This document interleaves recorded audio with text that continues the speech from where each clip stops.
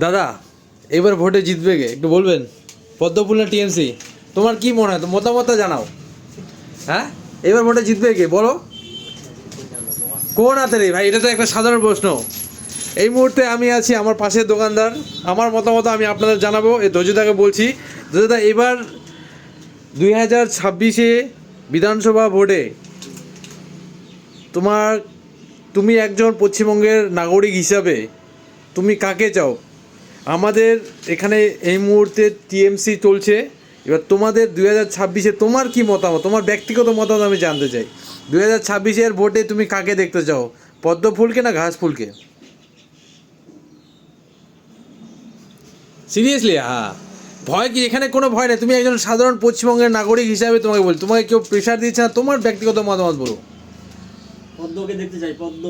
পদ্মকে দেখতে, পদ্মকে দেখতে চাই বন্ধুগণ। তো ধৈর্যদা হচ্ছে একদম সাধারণ মানুষ, সাধারণ মানুষ হিসেবে জিজ্ঞাসা করলাম, তাকে কোনো প্রেশারাইজ না, যার ব্যক্তিগত ব্যাপার যে যাকে ভোট দিতে পারে। কিন্তু মানুষের মানসিকতাকে মানে দেখে মনে হচ্ছে এবার মনে হয় পদ্ম ফুলের জয়ী হওয়ার চান্সেস বেশি আছে, তো মনে রাখবেন।